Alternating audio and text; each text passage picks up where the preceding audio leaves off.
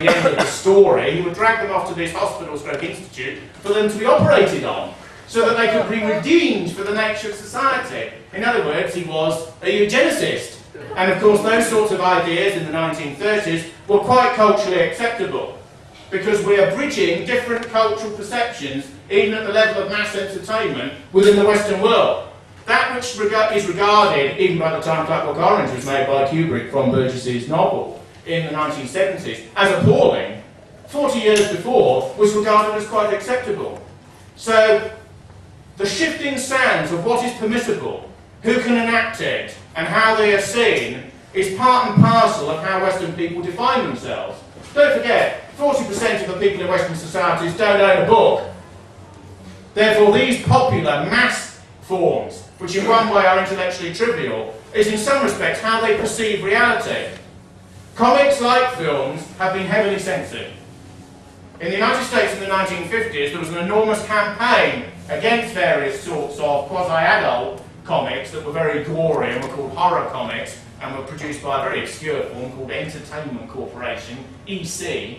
And there was a surrogate for the Un-American Activities Committee in the US Senate, looking at un-American comics that are getting at our kids. And they had a large purge of these comics. Indeed, mountains of them were burnt.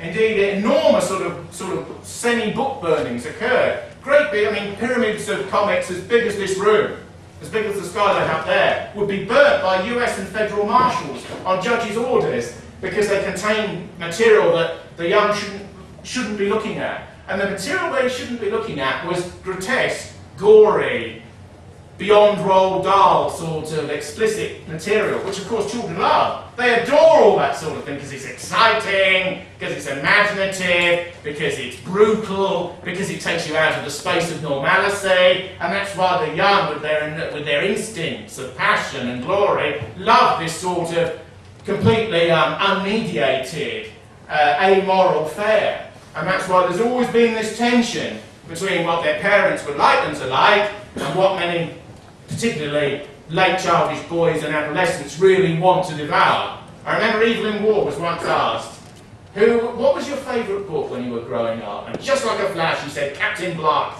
Captain Blood! Which of course is, you know, imagine any silent pirates film from the 1920s and early 30s. Now, the heroic in Western society takes many forms. When I grew up, there were these tiny little comics in A5 format. Everyone must have seen them, certainly any boy from the 1960s and 70s. They were called Battle. Battle and Commando and war comics and these sorts of things. They were done by DC Thompson, which is the biggest comics manufacturer in Britain, up in Dundee. And these comics were very unusual because they allowed extremely racialist and nationalist attitudes. But the enemies were always Germans, and they were always Japanese. Indeed, long after the passing of the Race Act in the late 1960s and its follow-up, which was more codified and definitive and legally binding in the 1970s, statements about Germans and Japanese could be made in these sorts of comics, which were not just illicit, but illegal. You know what I mean, you know, the Green Berets, the Commandos would give it to quote-unquote Jerry in a sort of arcane sort of British way, and were allowed to. This was permitted, even in its liberal transgression, because the enemy was of such a sort. But of course, what's being celebrated is British fury and ferocity, and the nature of British warriors and the Irish Guards not taking prisoners, and this sort of thing. This is what's being celebrated in these sorts of comics. It's noticeable that DC Thompson, who had no connection with the DC group in the United States, by the way, toned down this element in the comics as they went along. Only Commando survived, but they still produced 4 of them a month. In the 1970s, Thompson, who also did the Beano, an utterly childish material for children of about 5 or 6 as well, as part of the great spectrum of their group, decided on some riskier, more transgressive, more punkish, more adult material. And so they created a comic called Attack. Attack! And it was this large shark that used to come and devour people. It was quite good. The editor would disapprove of somebody, and they would be eaten by the shark, you know. And there was the marvellous balloons they had in comics. There was something like, this shark is amoral. It eats. and there'd be a human leg sticking out of the mouth of the shark. Some individual that the editor disapproved of that was going down the gullet. Now, attack was attacked in Parliament. A Labour MP got up and said he didn't like attack. It was rather dubious. It was tending in all sorts of unwholesome directions. And attack had a story that did outrage a lot of people in the middle 1970s, because there was a story where a German officer from the Second World War was treated sympathetically in attack, because he was transgressive, you see. What's going to get angry Methodists writing to their local paper? A comic that treats some Wehrmacht officer in a sympathetic light. So D.C. Thompson, there was a real rumpus under Wilson's government in about 75 about this, and so they removed that. And various writers like Pat Mills and John Wagner were told to come up with something else. So they came up with the comic that became Judge Dredd.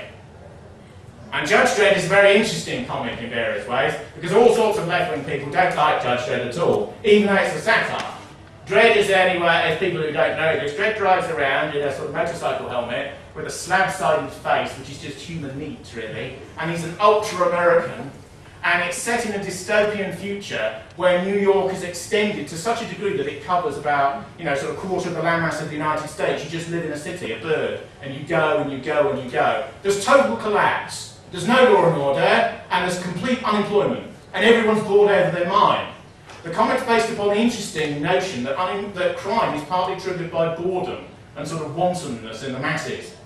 Therefore, in order to keep any sort of order, the police and the judiciary have combined into one figure called a judge.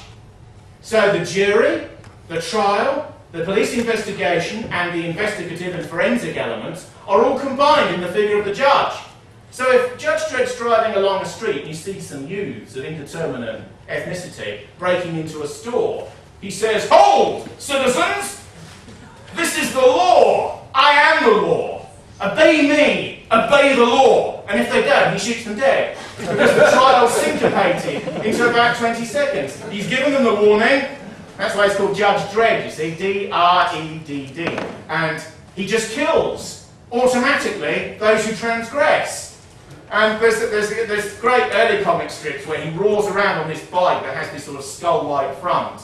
And he appears, and there's a chap parking his car, and he says, "Citizen, traffic violation, 9 years." And roars off somewhere else, and some of this thieving and this sort of thing, and he gets them and bangs their head into the street.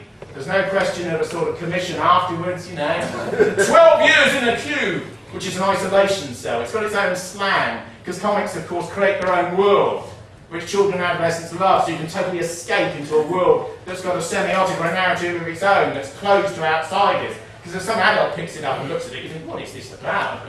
Because it's designed to exclude you in a way. And Dredd has numerous adventures and in other dimensions and so on, but Dredd never changes, never becomes more complicated, remains still, has no friends. "I have no need of human attachments," is what he says in a slightly marvellous line, He said, he has a robot for company who provides most of his meals and needs and that sort of thing. And for the rest, he's engaged in purposeful and pitiless implementation of law and order. One of his famous phrases is somebody asks him what is happiness. And he says in one of those bubbles, "Happiness is law and order. Pleasure is obeying the law." And there's various people grovelling in chains in front of him. Now, there've been worried left-wing catcalls because although it's a satire, and is quite clearly meant to be one, for example, very old people, because people in this fantasy world live so long that they want to die at the end and they go to be euthanized, so they all queue up for euthanasia and that sort of thing.